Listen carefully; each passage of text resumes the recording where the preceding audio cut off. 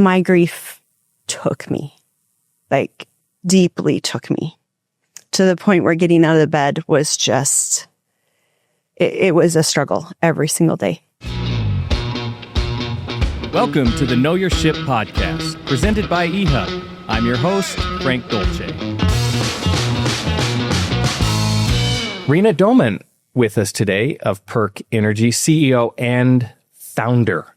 Yes. We were just talking off air about some of your products, and I was asking you about specifically the hydration product and all of the ingredients and everything else. And it sounds like you have like a sports nutrition and medical background, but I've done a lot of research. Yes. In preparation for this. I don't see that No. in your profile. So I think that's fascinating. Yeah. Well, like all of this knowledge that you've gained in developing this product. So I'd like to start there. Okay. Like, where did this all come from? well, I think as far as like the product itself and ingredients and things like that, it's just a passion. My health has been something that has been, a deep passion, I think, my whole life.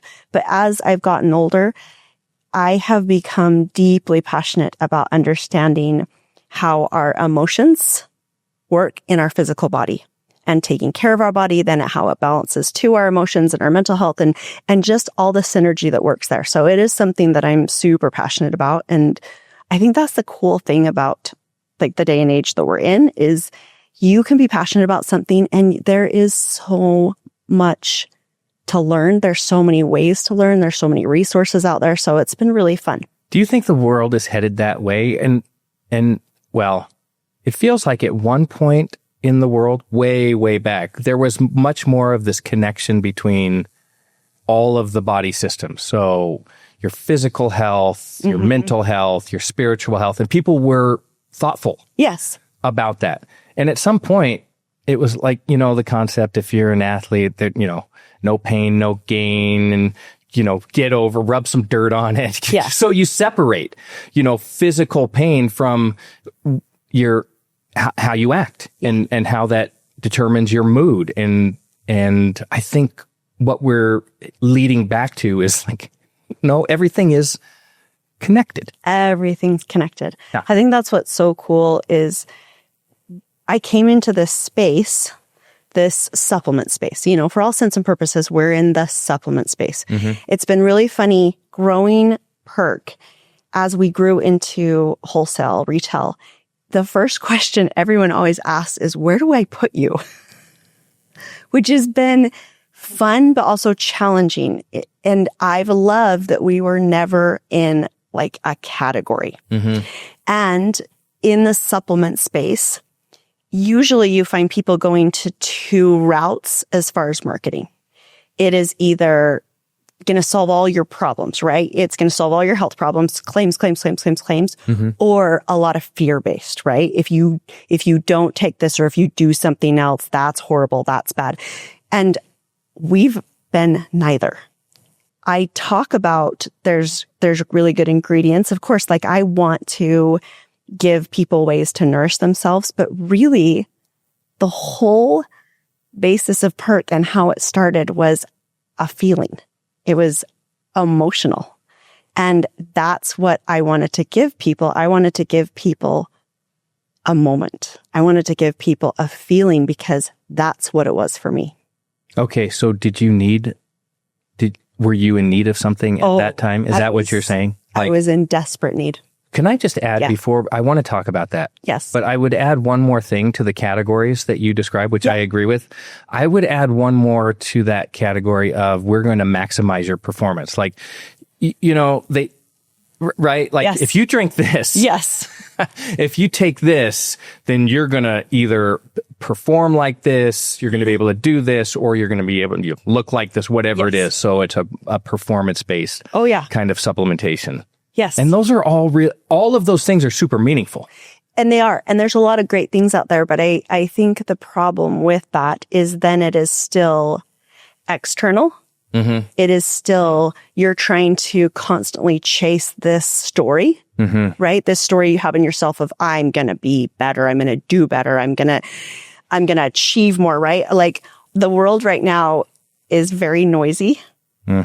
And I think we've become, look at me, right? Like we're all feeling a little lost, and our egos like to feel important. So it's like, I can check off more. I can do more. I can be bigger. I can be faster. Like, and there's nothing wrong with any of the desires or goals, but I think we get lost and we lose our own voice. And taking a moment, kind of going back to that, like when people are like, what are you giving people? Because there's a lot of warm drinks out there, right?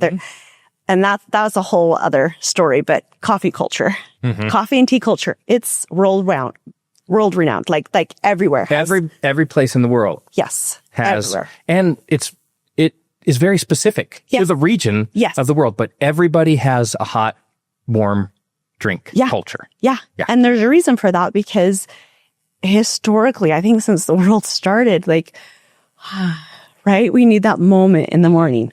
Yeah. There's just like it, or at night, like there's we have this deep desire for pause, and it's very, counter to what the world is telling us of more, go. Yeah. And I was like, but what if I could give you pause? And that, I just keep coming back to that over and over again. Okay. So tell me about that particular part of your life where you felt like you needed a moment, you needed a pause. And then how did that translate into a product? Yeah. So, my husband, Gary, we've been married for over a decade now, and we run Perk together, which that's a very interesting thing to run a business as husband. Well, we're gonna get into that. Okay. So he had, almost as a side job, he actually too is also very passionate about health and fitness in the body and all those things. He has another aspect to him though that I don't have, and that is Gary has this part of him that is the inner soul of a 10-year-old obsessed with treats. So he's really good at that creative part. He comes up with the flavors and everything. Yeah. So the flavor part of Perk is all him. The functional part was more me. I was like, okay, well, I want to have these things in it. So he had an opportunity to pitch Cabela's. So he had worked on projects for other companies before, MLMs or other things. And it was always, he helped develop something and then somebody else took it and ran with it. So they had an opportunity to pitch Cabela's, and Cabela's they were thinking something around the campfire, hunting, hiking, camping, but an energy drink. So that's where he came up with this idea for Perk. It's just a powder. You mix it in hot water, it gives you energy. You could make it at a campfire. So we made a big sample batch. And at the time, I was managing a title company. So I'd done title and escrow for 2 decades. But my husband, my Matt, who had been my high school sweetheart and, father of my kids, he had passed away. And Gary and I were remarried. I got remarried to Gary. But grief doesn't have a time frame. You don't know when it's going to hit you. It's a fluid process for your whole life. Processing grief. So this was just a few years after Matt had died. And my grief took me, like deeply took me, to the point where getting out of the bed was just, it was a struggle every single day. And so he had this, that he was waiting to take this meeting with Cabela's, and he would make me a mug every morning. And he would bring it to me in bed. And it sounds so simple, but it was so powerful. He wasn't telling me, you need to get out of bed. You need to do this. Like, it wasn't anything like that. It was just this little moment that said, here, maybe you try today. And I looked forward to it. And it was it's funny because customers have nicknamed us Hug in a Mug. Mm-hmm. We didn't even come up with that. That's kind of something that organically happened, but that's what it was. It was like this hug and this little like kick that says, you can do this. Even if it's just for right now, you can do this. Okay. It's a great story. I love that story. And the gesture from Gary. So I'm curious, like, was it the gesture? Was it the drink? Was it the ingredients? I mean, what then sparked? So you, yes, all of a sudden you're like, wait, I want to share this moment that I have with everybody else. Is that the genesis? Was, okay. Because it was, so our first flavor was our chai. And if you know chai, it's like cinnamon, nutmeg, cloves, cardamom, like the smell. Mm-hmm. So it was the whole ritual. So it was him bringing it to me. And in fact, I do a lot of, like, meditation has become something that's been very important in my life. And one of the meditations I offer people the most, if they're like, I'm new to meditation, like, I don't know how to do this, is the 5 senses meditation. So the 5 senses meditation is you want something to drink to be able to do it. And first you sit and it's touch. So it was, I'm holding the mug. I'm sitting on my bed. Like, okay, I can feel like the blanket on me, or I can feel the clothes on my skin. You know, I can feel the mug in my hand. Mm-hmm. If I'm outside, maybe there's a breeze. So it's just like, I feel. Then it's, okay, I'm going to look around. Okay, where am I? What's going on right now? You know, it's look. And then it's smell. And so then you're smelling. And then it's listen. And it was like, okay, is it quiet today? Okay. I can hear Gary out there. He's helping get the kids ready for school. Like, you're just very in the moment. Mm-hmm. And then it's taste. And it is the most powerful, simple meditation, because it doesn't matter what's going on. The stories that are in our head of worry or grief or anxiety, like, but you go through those steps and you're in that moment. And that's the pause that I think we're all like deeply craving. It's just for a moment, can I be removed from all of the things I'm thinking about from before and all the things that are about to happen? Like, what do I need to do to just be in this moment for just a minute? And when I had that each morning, like, grief is the past and grief is the future I lost. That's the heaviness of grief. But if you can move those away for a minute and sit in the moment, you know, it's not as heavy. And so that's what it gave me. So it was really all of it. And then it was, okay, it wasn't packed with sugar. I feel better. Mm-hmm. And okay, there's some protein in it because, you know, if anyone has ever dealt with, you know, depression or things like that, your hunger wasn't there. Mm-hmm. So it was feeding me on so many levels. So then I took it into work because then I wanted to share it with my employees, some of my clients. And it was, you know, I've told this story quite a few times, but it really was very like Breaking Bad. Like, I had little Ziploc baggies of powder and I would bring them in. Yes, like, I know. Meet me. So I would bring them in and I would go into closings and I would come back and the Ziploc baggies would be gone and there'd just be cash on my desk. Oh, nice. And then it became this thing like, okay, what have you done? What is this? I need more. And so in the meantime, like, other things were going on in our life, and we decided, I decided, I was like, we're doing this ourselves. So we never pitched it to him. So you're like, Cabela's missed out. Yeah, there was just this emotional connection to it that I thought, like, well, sure. Let's try this. So Gary came up with the formulation. Yeah, we tweaked it a little from the original formulation. He did collagen as female. That, like, the research I was doing about my body and stuff, collagen was really important to me. So I wanted to add the collagen. Antioxidants have always been there, and caffeine has always been there. I saw on your Instagram something that said, studies have shown that if you eliminate caffeine from your life, do you know the rest of this? You can remove 75% of the happiness in your life. Yeah, the way that he approaches is so funny. Studies have shown yes, that if you remove caffeine, yeah. Yeah, that's interesting. Well, okay, so you're getting some, I'm assuming it was the energy, what became the energy drink. Okay, so this is your morning moment. And I really like that. We just never take the time to do that. I wonder how you could change your life or your outlook on the day if your morning routine included 5 minutes of a meditation like this with something in your hand and all of those experiences. In fact, it's so funny when you were doing that, when you were describing it, then I'm like, what am I touching right now? Wait, what am I seeing right now? What am I hearing right now? And you're just walking through those things. And I swear I could smell some chai when you said that. When you said that. It really is so powerful. And I knew I wasn't alone when I would start, I heard these responses from some of my employees and clients.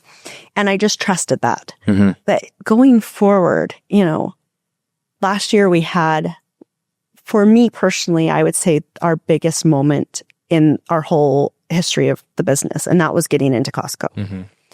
And the thing that was so amazing about Costco, first off, it was Costco. It was like this whole full circle, like we were struggling, 2 full-time single parents that meshed a family and trying to make ends meet. And I think our kids are made up of 50% Costco pizza. Which I completely support. People give me a hard time about this all the time, but I'm telling you what, I love a slice of Costco pizza. Back then it had combo. There was veggies on it. There was protein. I just want the straight cheese pizza. And by the way, if you go to Costco, they give you the healthiest slice. Oh, well, and we have 7 kids between the 2 of us. Uh-huh. And the oldest is his daughter. The youngest is my daughter. All boys in between. And they're like same ages. Mm-hmm. So at that time, when we've got all these teenager boys, just feed them. Whatever calories you can get them, just feed them that. I fully support that. Yeah. So Costco was this very powerful moment, but it was the fact that they had us start with road shows. And we had the first road show in Orem, Utah, and we had no idea what to expect. Mm-hmm. And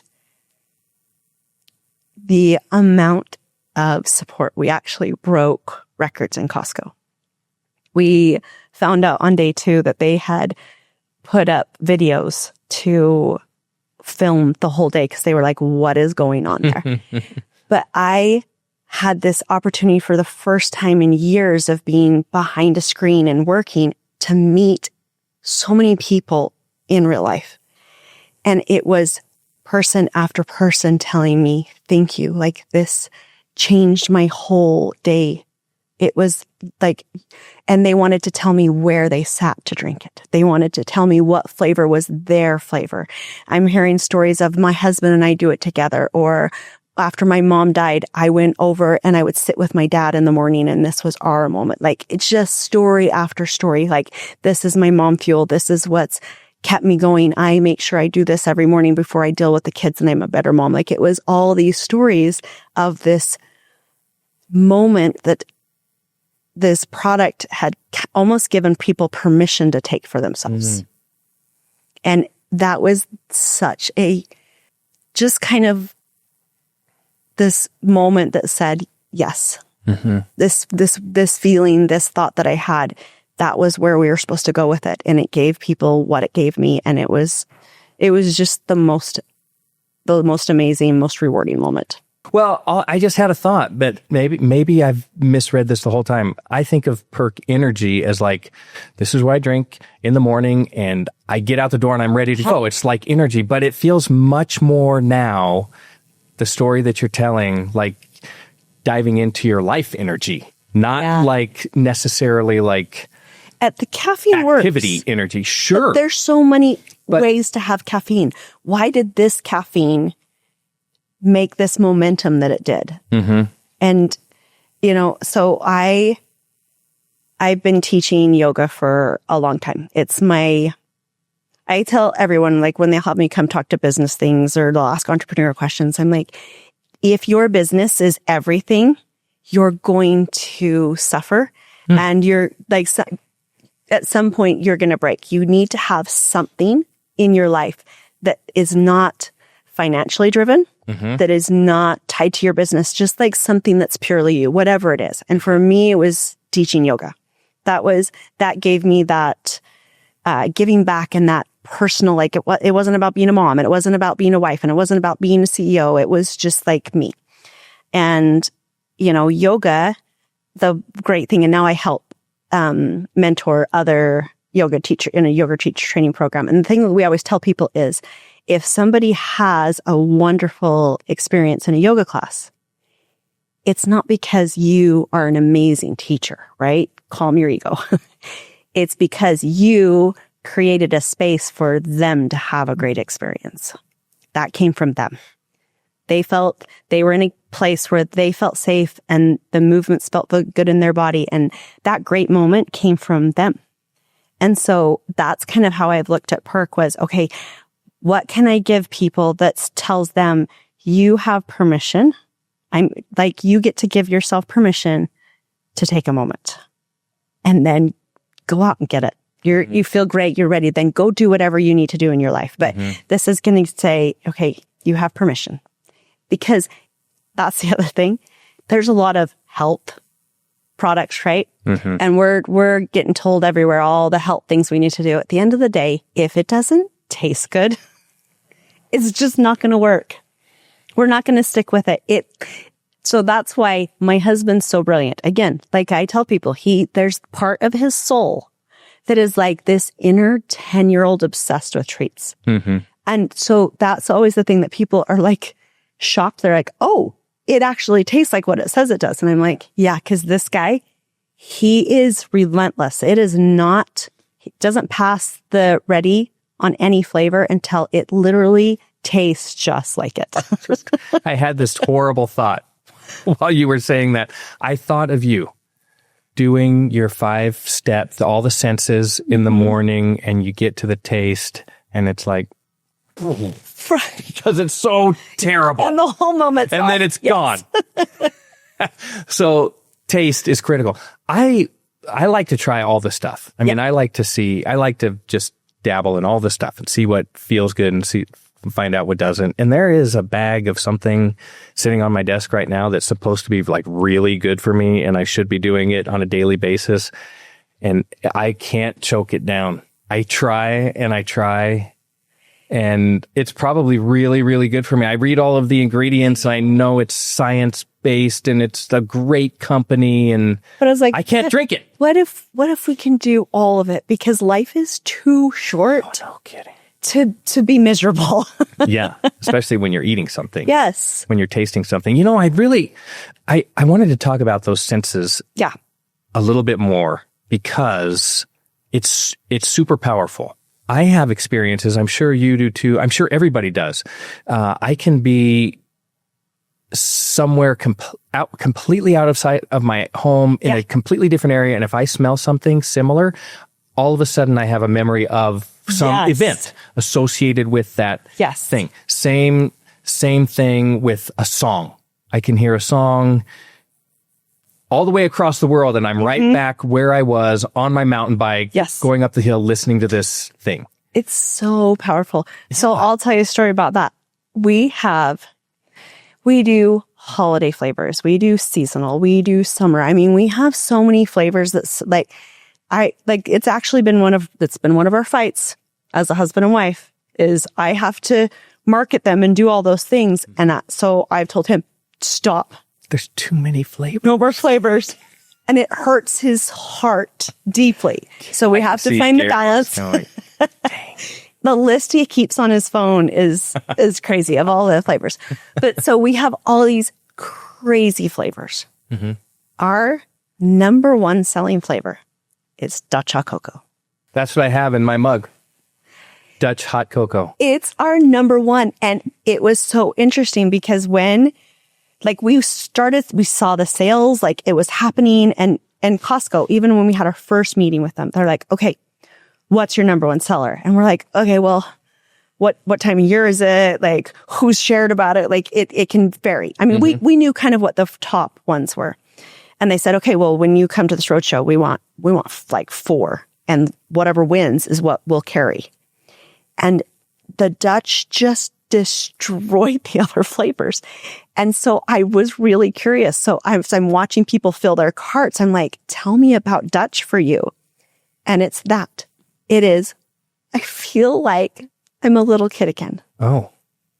It makes me so happy. It makes me feel like a little kid again. They're like, there's no way I'm going to sit down and drink a cup of hot chocolate and with all the sugar and all the things. And it's not going to make me feel good. And I know it's not good for me. But I still want to have my caffeine in the morning. They're like, I have a moment where I'm like, I can be a little kid. And I was like, that's it. That's it. It was that connection. Does Dutch hot chocolate also comes in chill? And a caffeine free for the people that are like, I just had a rough day and I don't want to have caffeine and I want to drink it at 3:00. And I'm like, go, here you go. It's all variations now because it is our number one. Cause it creates that feeling of like, I'm a little kid coming in on a cold day and I tell my mom I just need some hot chocolate. For me, this is the perfect time of year. Yes. For the chill product. The night. Because you want something, but as you get to be my age, like you can't have all that. You can't have a hot chocolate. No, if I have sugar and crap that late at night, I'm wrecked. My sleep's wrecked. Like, Yeah, but this is like the perfect. It's hot. It's warm. It smells good. It tastes great. And it has ingredients that help relax. The chill is actually like one of my favorite products that we've done. I mean, caffeine is going to forever win. Like we love starting a day, but chill was something that I really wanted because I am a treat girl at night. Like I know a treat at night is such a big deal for me. I used to tell people I had a horrible sweet tooth, but then I started reading this book on being mindful or mindset and mindfulness. And so now I tell everyone I have an amazing sweet tooth. Right. Yes. It's not terrible. It's amazing. Fantastic. But it's very hard to control. Yes. So that's exactly right. You can have this and it is a treat. It feels like a treat. And there was a lot of like sleep drinks out there, but the research started coming out about, hey, do not take melatonin every night. Like don't mess up your hormones. And so it's like, what do we need? And melatonin was really about making you be sleepy, right? Tired. That's actually not our issue. We're tired. Our issue is this. Or, muscle aches or, as you get older. So I was like, okay. So, my husband, again, he's so good and he's researching into things and he's like, okay, well, what about this? And I'm like, okay, what about this? So it was magnesium. So good for your body, for muscles, for relaxation. And then this amino acid called glycine, which they've actually studied for things like OCD, anxiety, racing thoughts. And I'm like, well, listen, I don't know about you, but that's my issue. I have all those things. I'm tired, but I'm like, I want to reward myself. We want to treat ourselves and tell ourselves like, it's okay. It's self-soothing. Here, you deserve this. You did hard things. You can have a treat. But then the amino acid, that glycine helps calm your mind. And then and it's got the collagen and the protein and without the sugar and you just go to sleep. Yeah. I know. And people are like, you don't talk about it much on social. I'm all, that's because when I'm drinking it, I'm done with the world. You're like, I want to see that clip where you're like, right? I just me and my chill. Well, does it also help with, have you done any research? Have you heard any stories about, like my big issue sleeping? Man, I used to be the greatest sleeper in the world, and then I became an adult. Yes. And now I'm the worst sleeper in the world, and it's mostly at 3:00 in the morning. I'm like, oh yeah, wide awake. Like, what in the world? Yeah. And I think that's what it is. Like these racing thoughts, lack of being calm, and so all of these things can be helpful. Oh yeah. Well, and that's why we wanted to put the brain support in our hydration because I drink that in my water bottle all day. And then I actually I've been trying to tell more of my female friends and, the whole hormones changing in this time of life for all of us is it's our cortisol levels and we're stimulating so fast, getting that caffeine in us so fast. But a lot of times when we wake up in the morning and we kind of feel groggy and a little brain fog, we're actually dehydrated. So I will drink the hydration, get that theanine and cognizin and all of the electrolytes in my brain first. Mm-hmm. And then, an hour or so later, then I'll have my perk. Gotcha. Yeah. So it's not when you wake up like feeling like that, like when your first thought is, man, I need a nap. That's terrible. But you shouldn't necessarily reach for caffeine. Right. You want to get hydrated first, give your brain that support, and that helps us balance our cortisol levels, which then helps that sleep cycle at night. So you're not doing the 3 a.m. So all these things, they layer on top of each other. Yeah. And then it's also, you start your day well, then you are more likely to do a workout in the morning or go for a walk. And then you do the chill at night, and you're more likely to have a healthy bedtime routine and do those things that take care of yourself. Like it's this reminder that tells you have permission to take care of yourself.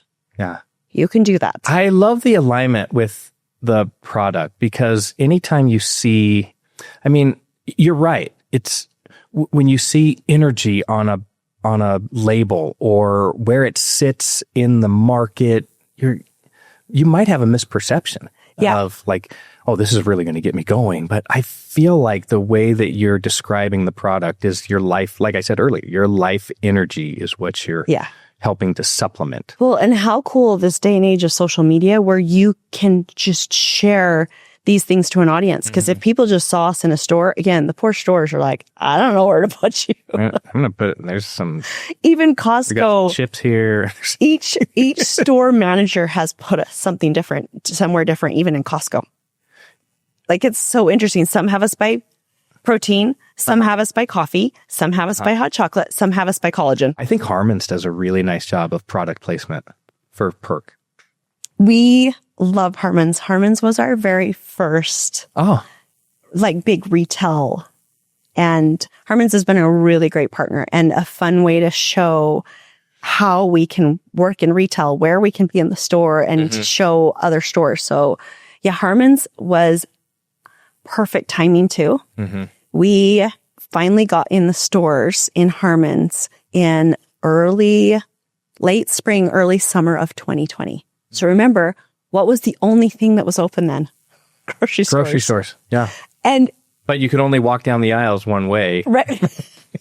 But for the people that are like, I'm going to go out and go somewhere. That was the grocery stores they were happening. Absolutely. Yeah. So it was really fun the timing of Harmon's. Yeah. I think they do a great job. Yeah. Fantastic job. Yeah. I am thinking about you had this period where you had grief. You were managing grief, and Gary was bringing you a cup every morning. But it sounds like maybe you're past that. Is Gary not bringing you a cup every morning anymore? Like, what's going on? Gary still brings me my cup every morning for over 10 years now.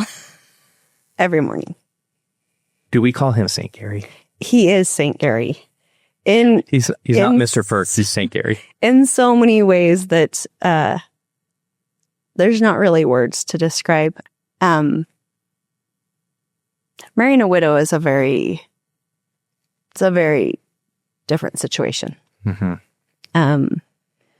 Like even when we were first dating, my heart goes out to anyone that is trying to navigate the waters of single parenting and then dating. Like it's a very messy thing, but people share their stories and kind of like, okay, well, here's how I got here. And, I was really honest with him right off the bat. I want to say second date, like explaining, like, I'm still actively in love with somebody else. I was like, I'm going to scare off anyone, just letting you know. I mean, he was very persistent. So I was like, okay, I'm going to let you know, like, here's what you're wanting. I said, I'm still actively in love with someone else. And he says, I know. And he has allowed not only me, but my kids to grieve however we need to grieve and to celebrate however we need to celebrate, that's talking about dad. Like, we still throw a birthday party for him every year on his birthday. Gary's a part of the birthday party. Mm-hmm. Like, it takes a really special person who really understands love to be able to do that. Well, I think Gary, the little that I know about him, also has a significant life experience. And maybe that, all of that training led him to this point. I don't know, but it seems like one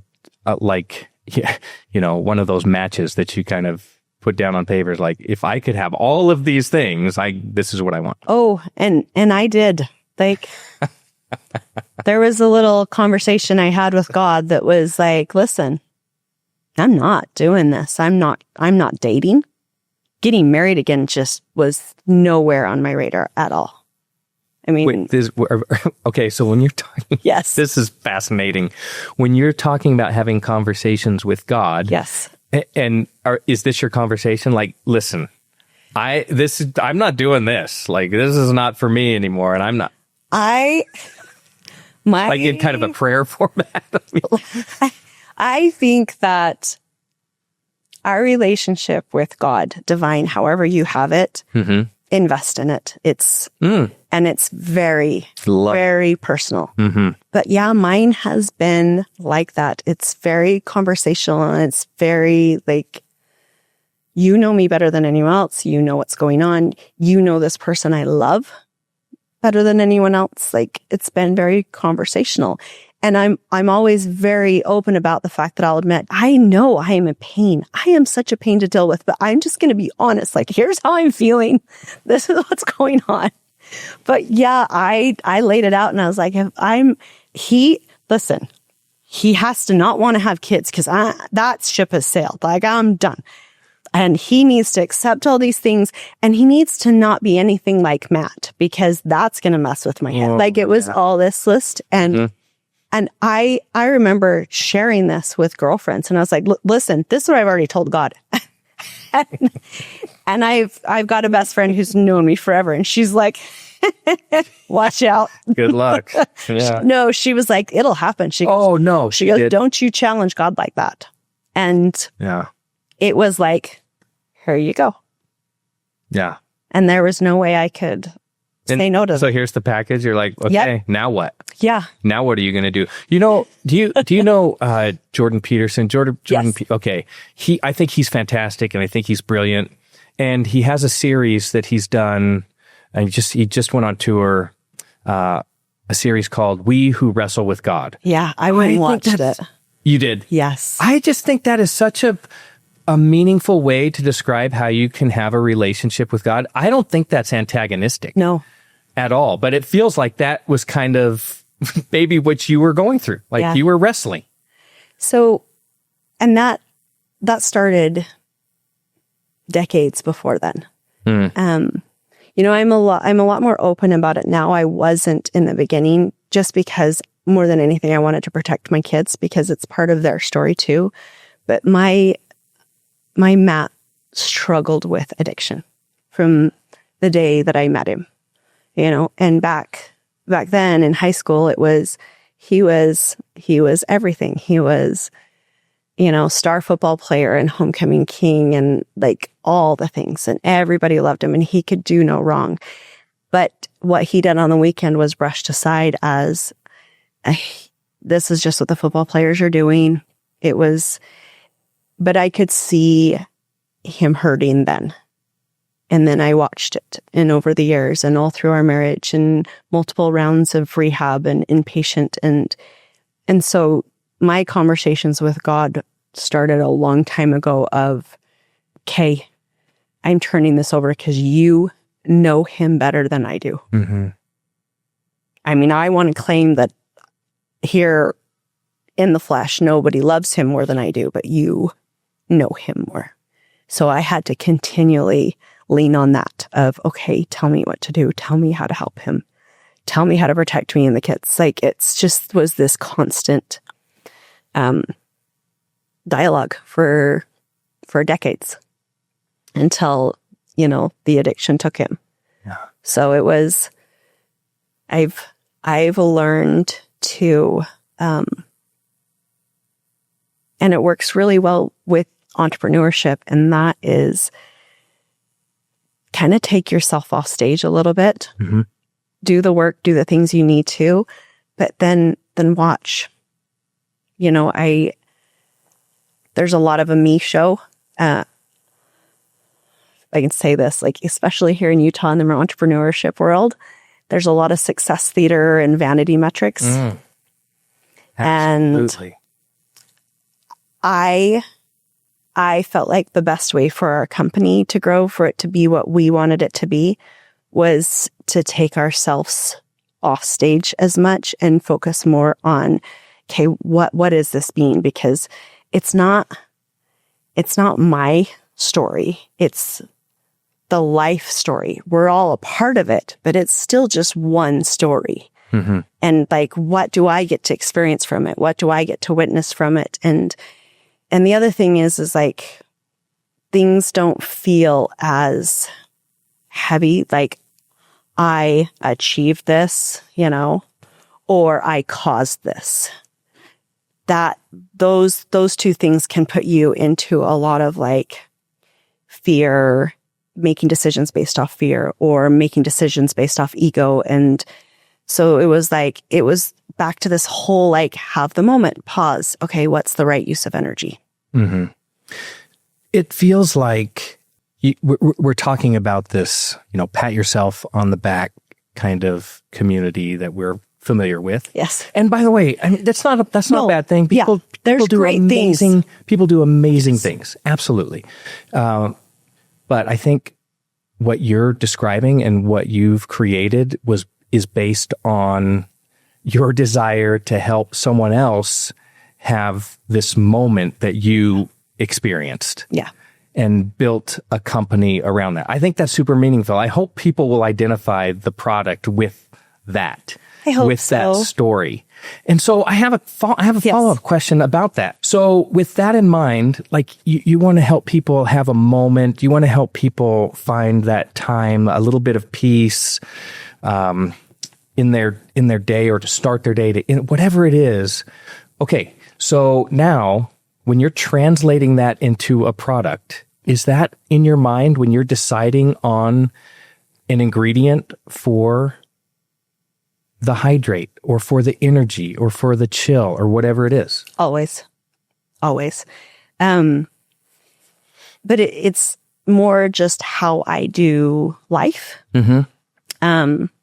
Actually, I have it tattooed on my arm. This is brahmacharya. And so directly translated, it means right use of energy, or walking with God. Is it those two things? Can you hold it up to which is the right camera, Saul? This one? Okay. So it's a part of the yamas and niyamas, which are like more the ethical practice of yoga. And this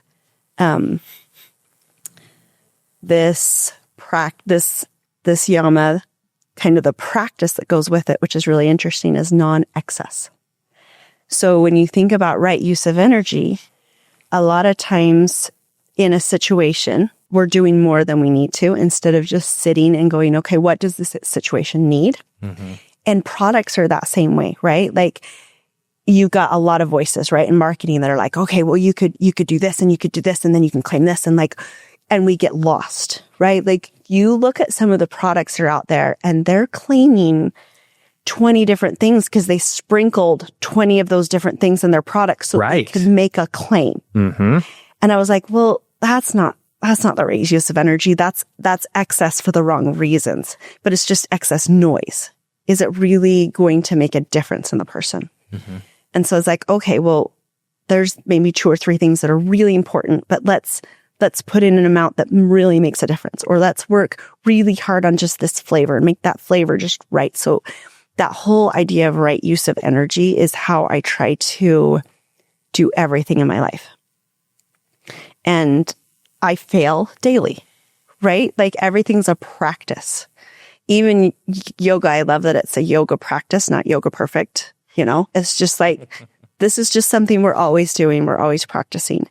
And even with growing our business, I look at you know, I love my girlfriend, but also female business owners, which I love. That little community is wonderful, but she's always like, I got to keep blinders on, right?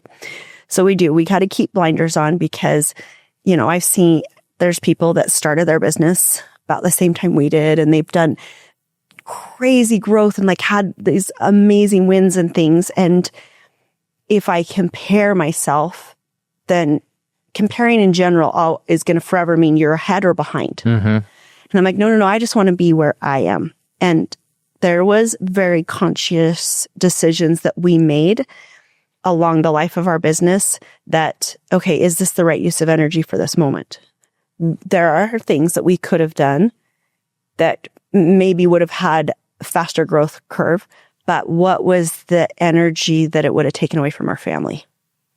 Or what was the risk that would have put on us financially? So we actually have bootstrapped the entire existence of Perk. We never raised money, took money. The very first Perk purchase was on my credit card when we did the first batch run.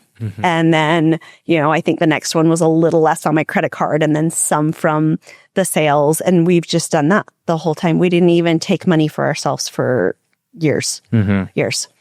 And when you're older and you're not spending somebody else's money, you think long and hard before you make some of those decisions. Much more meaningful. Yes. Yeah.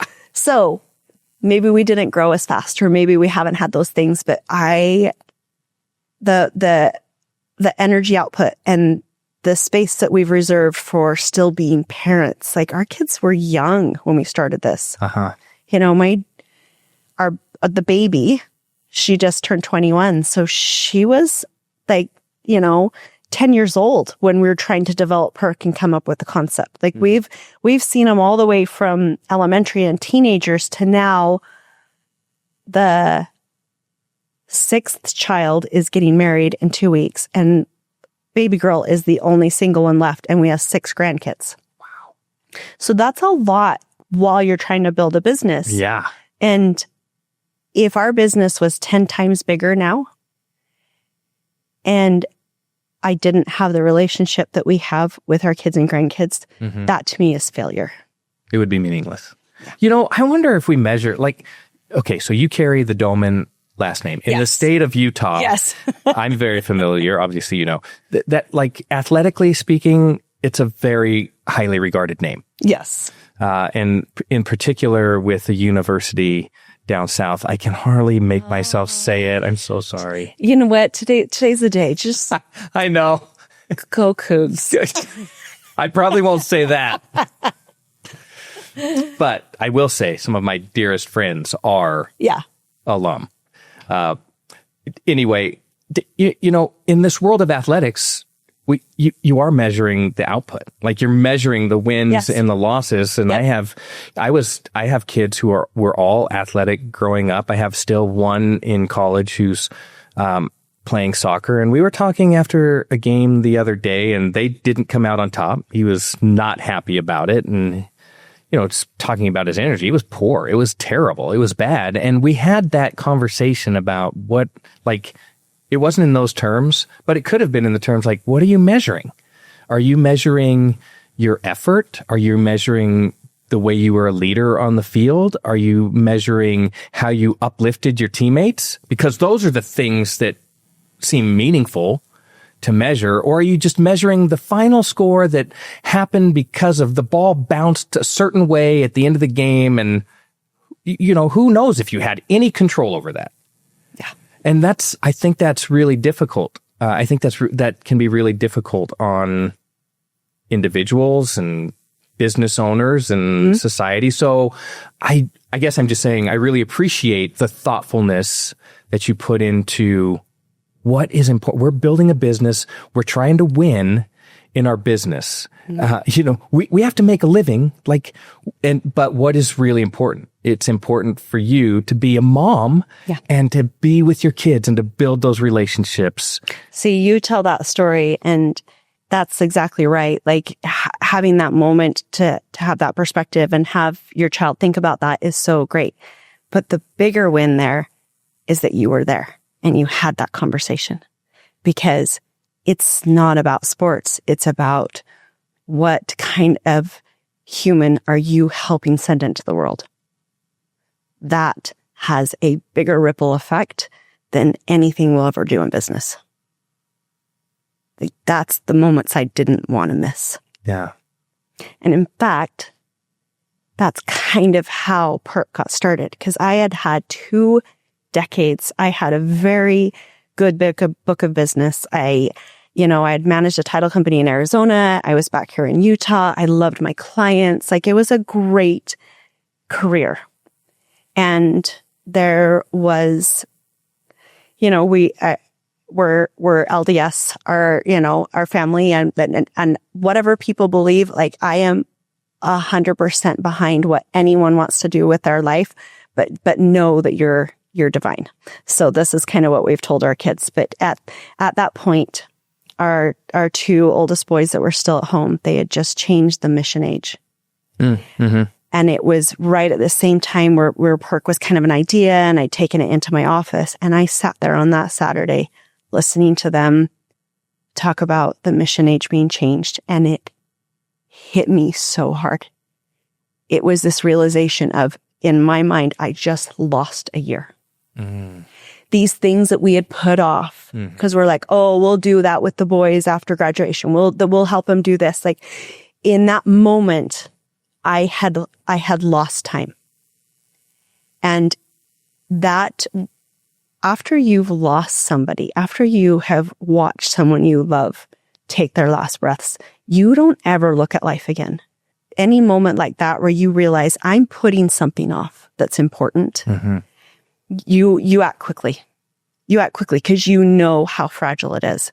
So it was that weekend, and I went to Gary and I said, I'm done. I'm going to go in. And I went to my assistant then, and I said, you are capable and you're fantastic, and I will tell all my clients that. They're all yours. I'm phasing out. And I quit. And I spent the next 2 years helping develop the foundation of Perk, getting manufacturers, because Gary was still full time, and making the connections and doing like all the organic outreach, but also being there when that senior walked in the door every day at 3:00 for that magic 45 minutes before the younger kids got home from school. And I wouldn't trade that for anything.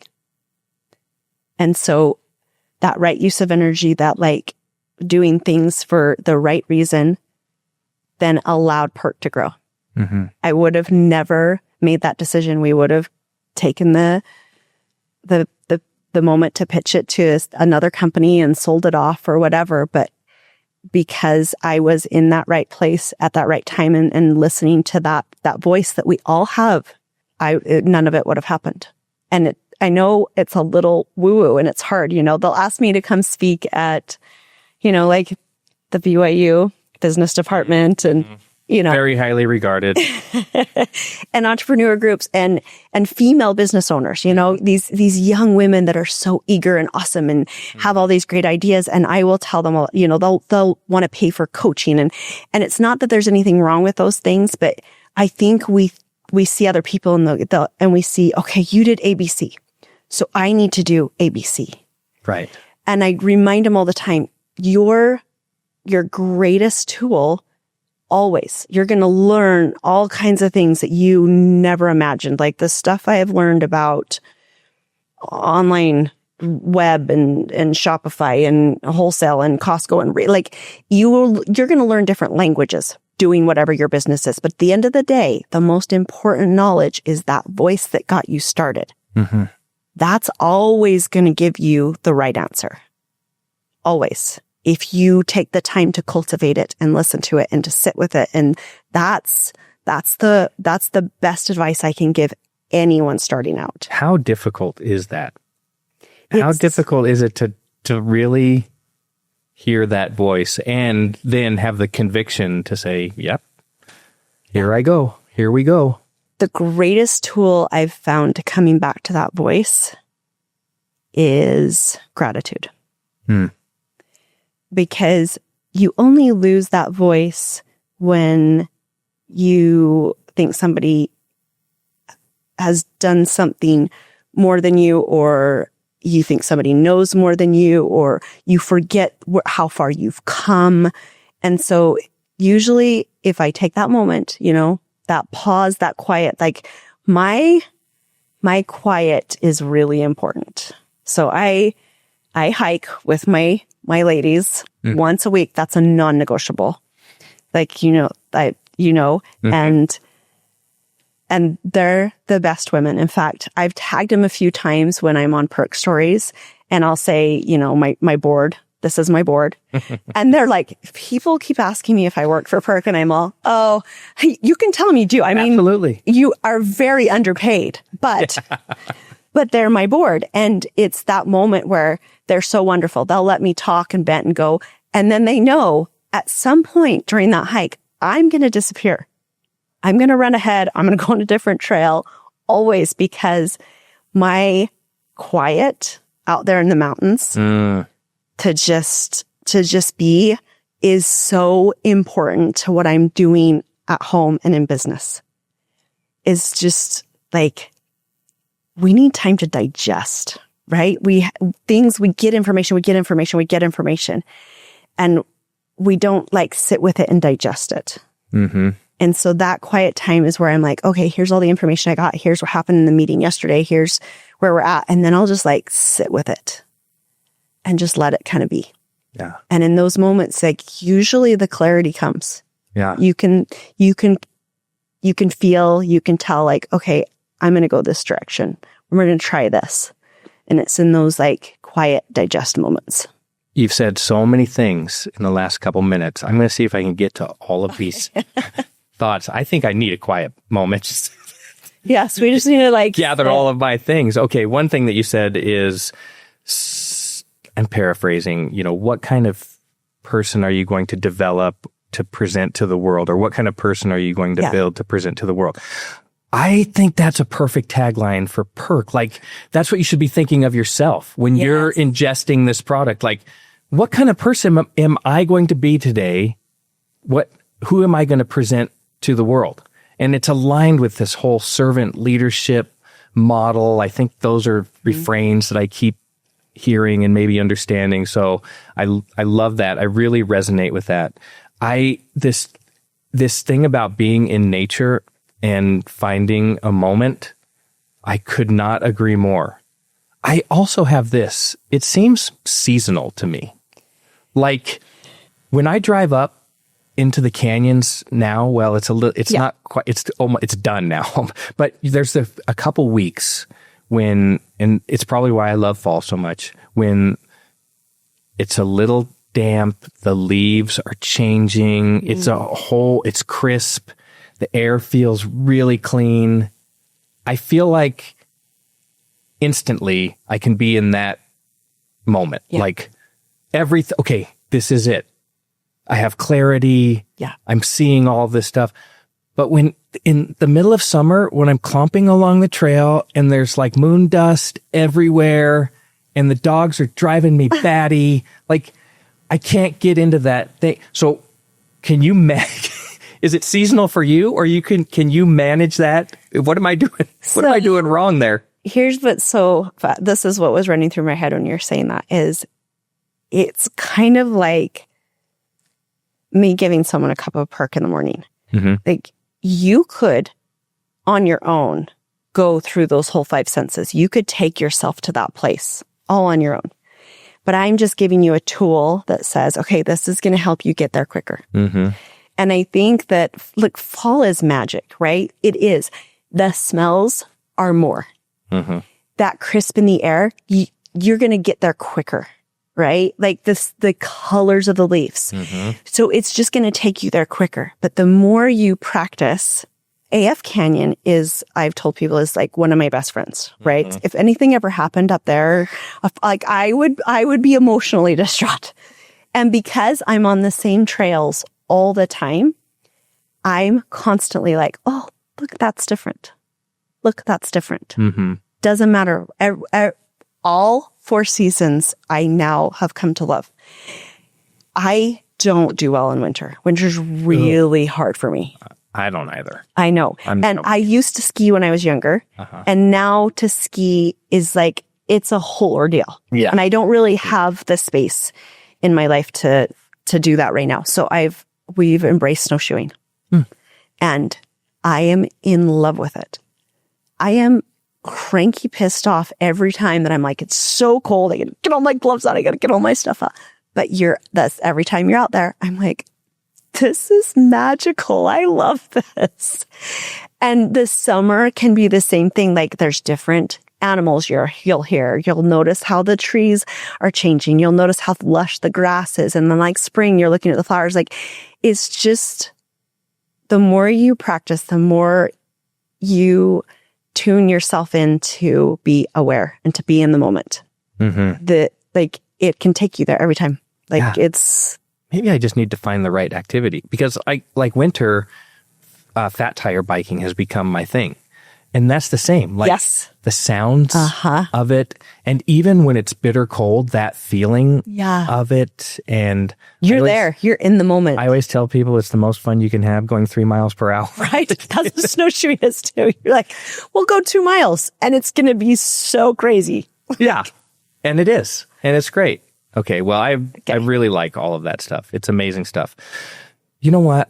I was going to try and do this deep dive into like all your manufacturing and product. I think what we've discussed is way more meaningful. And I'm not saying that your product manufacturing processes, which I'm sure are extraordinary and also meaningful, but the stuff leading up to that, I think has been really insightful and really meaningful. And as much as people might get out of a discussion on, well, I had to go to this manufacturer, we had to try these products, and I don't know, maybe they get more out of kind of a life lesson podcast on Know Your Ship. Well, and the thing is, like I said, people will ask us about, manufacturing, ad agencies, like all the things.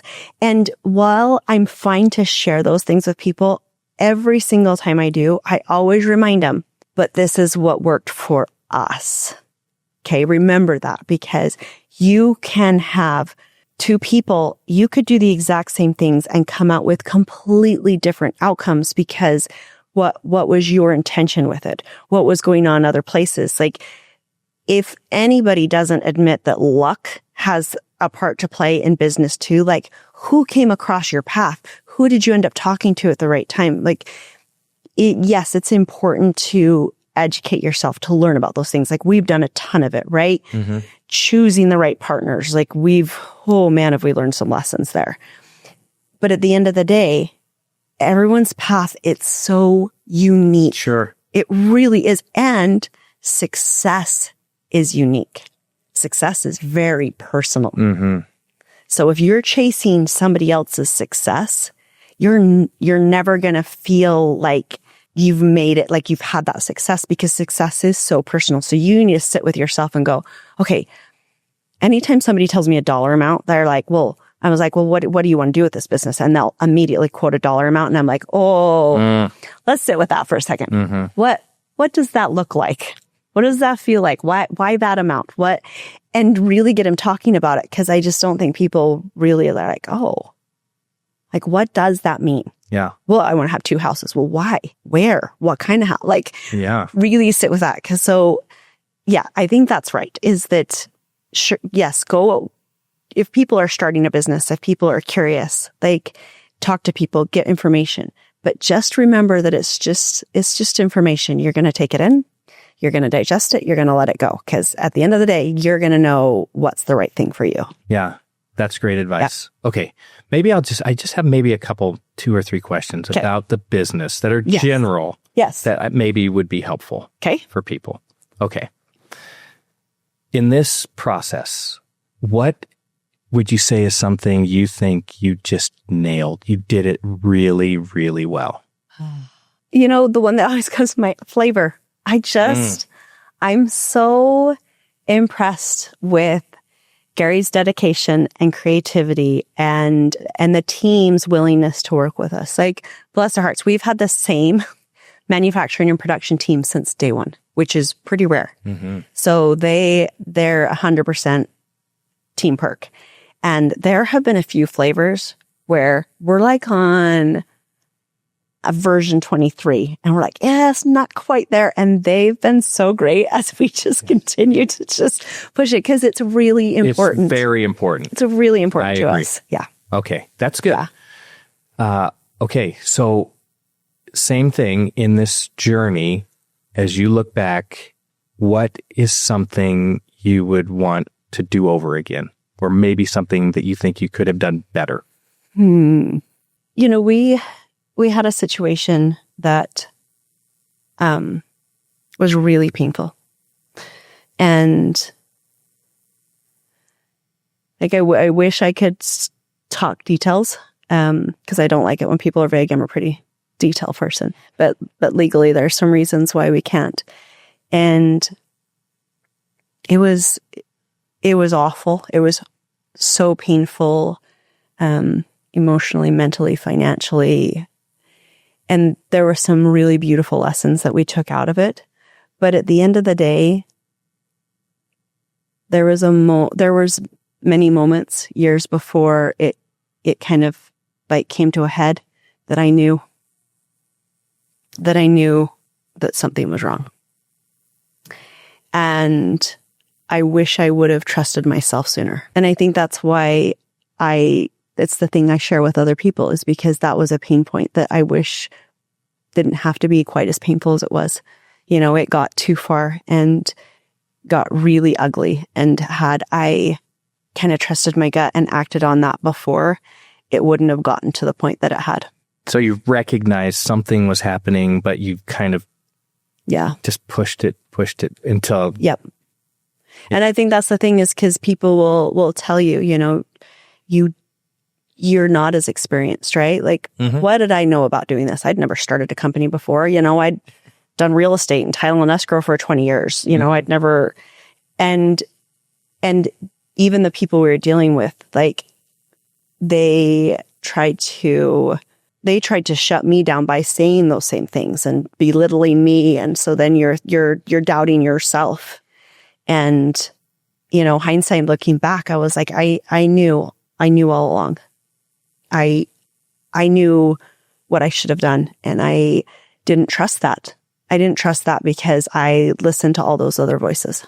And there's things that we took out of it that were really great, because it's the energy you take out of a situation. You know, we were really grateful for people that came in and people that were helpful and had our back. And it just really turned out better than we could have imagined, considering the situation. But I still wish that I would have just listened to myself. Yeah. And trusted that more. That intuition. Mm-hmm. Well, that's super fascinating. I really appreciate all of the insight and all of the stories Thank you. you've told. I think it's really meaningful. I think people are going to find this.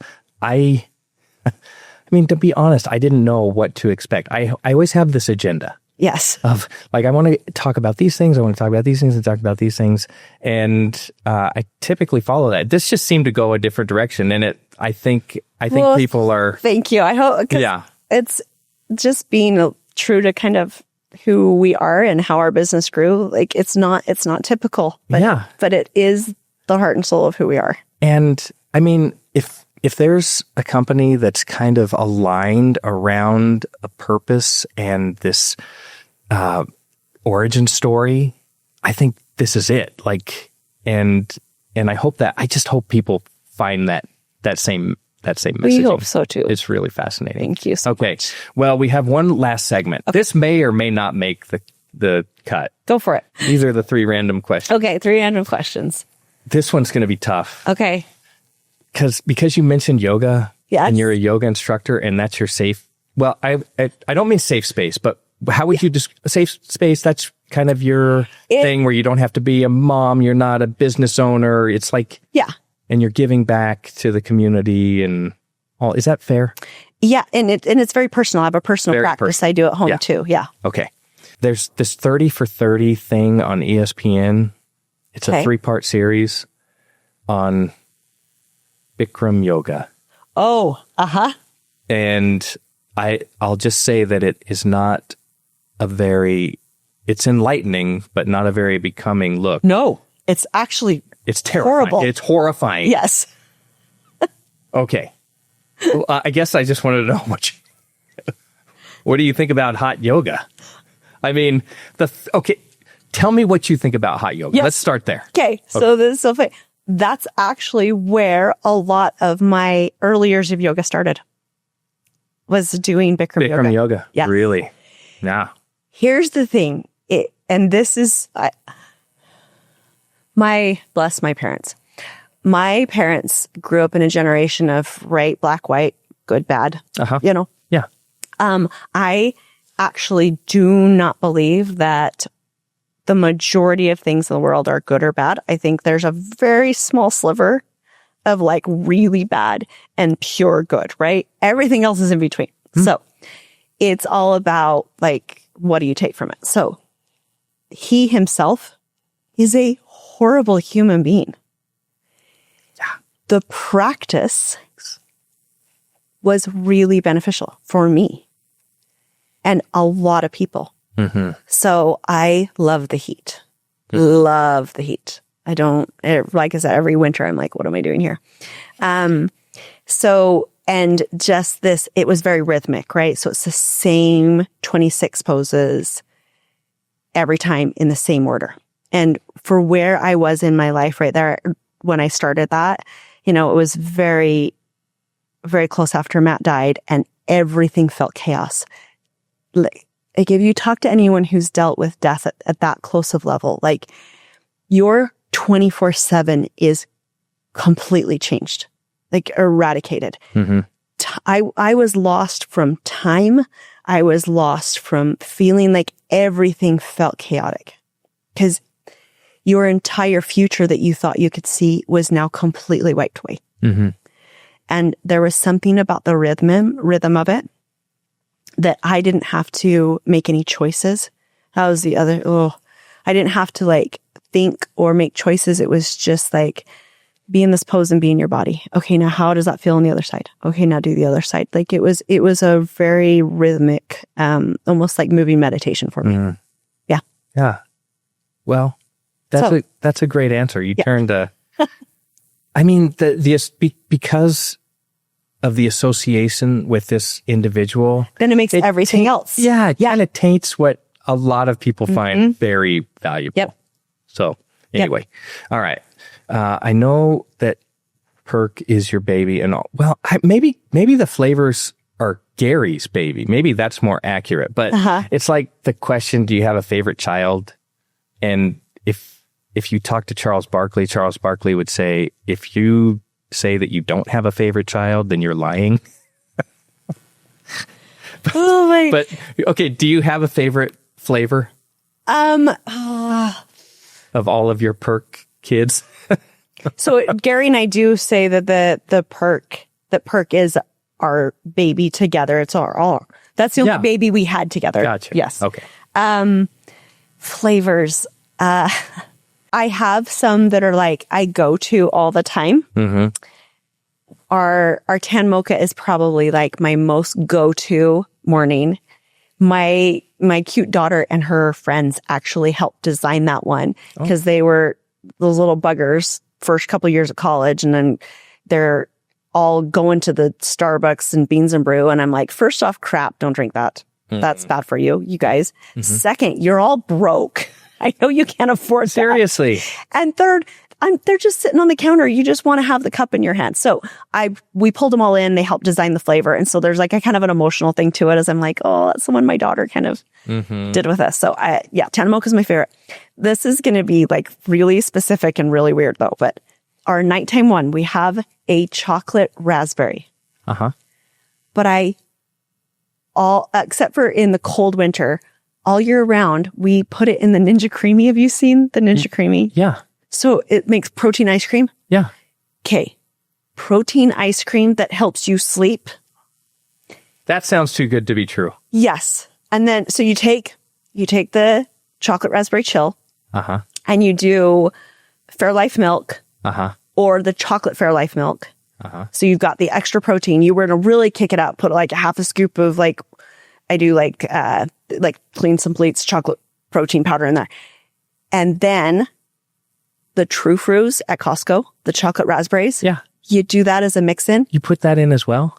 It's better than any ice cream out there. And I hate it when people say obsessed, but I am obsessed with it. I want everyone to be like, I'm all about, have you had sleepy ice cream? I needed to tell you how to make sleepy ice cream. Wait, is this on your Instagram? Do you have sleepy ice cream? Yeah, we've made them before to show you how you can do. Sure, I went through I didn't see sleepy ice cream. Well, yeah, any of the Ninja Creamies. Just make it with the chill, and you've just made yourself sleepy ice cream.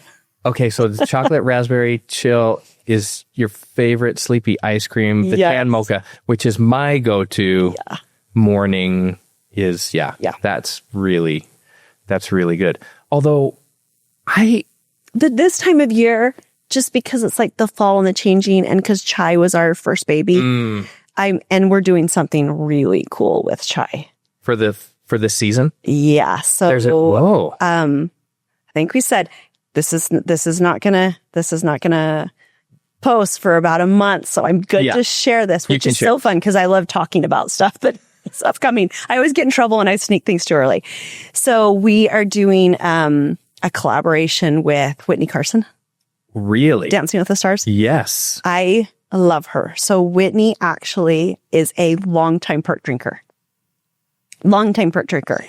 So back in the day when she was still living here, there were even times where she would DM us and she was like, emergency, I'm leaving.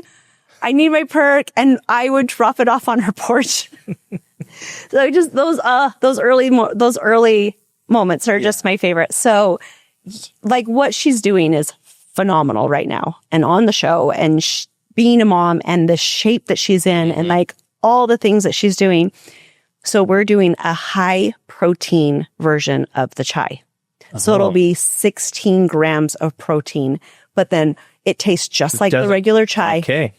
Still your collagen, still your antioxidants, still your caffeine, but you're going to get 16 grams of protein because she is like just going all the time.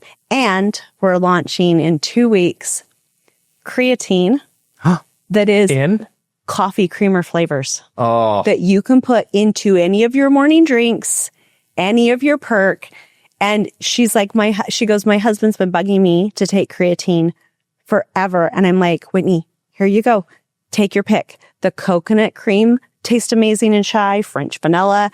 I got to get you the caramel macchiato creatine. Yes, you do. In the tan mocha is to die for. What? Yes. And then because Dutch is our number one flavor, one of the creatines is a toasted graham marshmallow. So it makes your Dutch taste like s'mores. Oh my gosh. And then you're getting your creatine, which we all should be taking right now. Okay. So let me ask you about creatine. Yes. Because, there's some concern about mixing it with a warm or with a hot drink, and like it would break it down some specific way.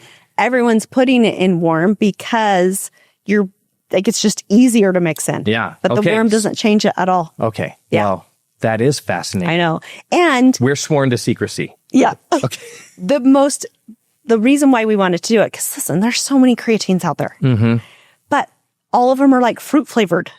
Yeah. Or unflavored, like fruit or unflavored. And so we're watching people every day tag us on Instagram or TikTok, and they're doing their Perk and they're adding plain creatine, and then they're adding a little bit of creamer to like give it a little more flavor. And we're like, we'll simplify this, because the whole thing with creatine is you do want to take it in the morning, and you need to take it every day. It needs to build up in your body, and then you're not going to get it to the brain level until your muscles have what they need. And so if you're not taking it every day, you're not going to get all the amazing benefits. So let's put it in something that you drink every day regardless. Absolutely. Just simplify it for people. Yeah. Yeah. I've been doing creatine for like 3+ years now. And I started taking it because that was when all the studies started coming out about brain health. And there was this huge study I read about creatine and depression. And I was like, anything I can do to kind of help, because, I'm going to be fighting these moments like my whole life. Yeah. Grief is just that way. Anytime there's a a new life event and a child gets married, or God, when my boys are both military, and watching them become sergeant and stuff without dad, like you're just always going to go through this. Yeah. Yeah. So I don't really, I want to talk about it, but I certainly don't want to force you into talking about anything that you don't want to talk about. But for someone who hasn't experienced that, it's just something like you never think about that portion of it. Like when you said, I'm in love with two men. Yeah. Like, wait a second. Okay, but that makes sense. Yeah. But you would never hear anybody say that. I've never heard anybody say that. No, and because it's uncomfortable for other people. Yeah. And that's why you're not going to hear people say that. Yeah. Because that's the kind of the hidden secret. And, I've had really good friendships that I've made over the years with other widows, because there's this connection and there's these things you can talk about that you can't talk about with other people. Mm-hmm. And I think we need to talk about it more, because it's just allowing people to feel what they feel with grief for whatever reason. You lose anyone, like we need to talk about it. And honestly, addiction was the same way. That was the lesson I learned from Matt, was that one of the main things that kept him sick was the secrets. I wish that I would have been more open and encouraged him to be more open and talk about it, because it's the secrets that keep us sick. It's that shame and not talking about things. And there was nothing about Matt that he was a bad person. Mm-hmm. There was nothing about him that should have been shameful. Like, he was fighting a disease and he was a warrior about it. And he fought and fought and fought till the very last breath. And so, yeah, I will talk about these things. I will be open. But usually we don't say things because it's the people you're talking to that are uncomfortable. Yeah. Like I see it. I still see it every day now when I talk about Matt. People who never knew him, mm-hmm. but know Gary, they're a little uncomfortable because they feel like they want to protect him. Yeah. And, I have to let him know, like, he's fully aware. If anything, this is the person who helps me in a lot of my grief. Like, he's okay. I love people for wanting to protect Gary because he is a saint. Yes, we all love him. But yeah, we're very open about it. Yeah. Yeah. Well, it's a fascinating part of your story, and certainly helped build the person you are today, and the ability to give so much back. I think you being thoughtful about all of those experiences and the willingness to share them, I think that's really amazing. Well, I hope so. And in a weird way, I heard somebody on a podcast listening the other day, they said somebody asked them, what's one of the most important things about being an entrepreneur? And they said, your tolerance for pain. And I was like, in a weird way. Yeah, you've developed that. Like, you go through stuff like that and you don't sweat the small stuff anymore. Uh-huh. And your tolerance for pain is like, it's pretty deep, and you realize what matters and what doesn't and what you're willing to do. So, yes. Well, super well grounded. I love the company. Thank you. One last question. Yes. What would you consider the most terrifying thing that you could ever do? I'm a little bit of a thrill seeker, so terrifying in like a good way or terrifying in a bad way? Well, the way I define terrifying is I don't really want to do that. Even if at the end of it, you might say, that was the best thing I ever did. I don't know. There's a lot of things I still want to do that I mean, just as far as like physically, like challenging things, like adventures, experiences that I don't do because my kids have asked me not to. Oh. Anything like free climbing? Or yeah, there's a lot of things I want to do. Jumping out of an airplane or stuff like that? Yes. I'll tell you what I think is terrifying is your couples challenges. Like, that to me is terrifying. I don't want to do that. I want no piece of that. Such a good sport. He is such a good sport. He's such a good sport because he's on there singing like some pop song, mouthing some pop song, and he's dropping flavors on himself, and he's dancing and walking away in these crazy ways. I guess those are the moments where it's really good to be a husband and wife. running a business because I'm like, I don't think you could just ask your partner, hey, I want you to do this. I know. But if your wife asks you. Yeah. Absolutely. You're like, sure. You bet, honey. Yeah. He's been a great Here's sport. your hug and a mug. Yeah. And what do you want me to film today? Mm-hmm. We didn't even get to that part. The working together as a husband and wife. Yeah. It's got its ups and downs. It really does. But you just basically need to always find each other's strengths and then divvy off responsibilities in that way. You know, let each other shine where you need to shine. Yeah.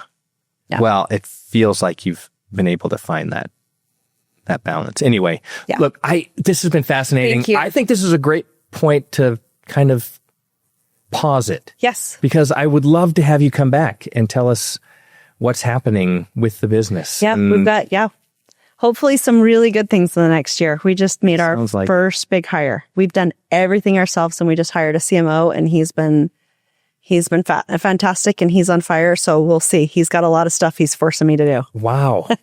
That is big. Yeah. That's huge. Well, good for you. Thank you. All right. Rena Doman, Perk Energy. Thank you, You've been so great. Come back and see us. Okay. Where can people find you? Where can people find the product? Oh gosh. Our website, perkenergy.com. We have almost the entire full line on Amazon now. And iHerb, which is like the biggest supplement website for outside the United States.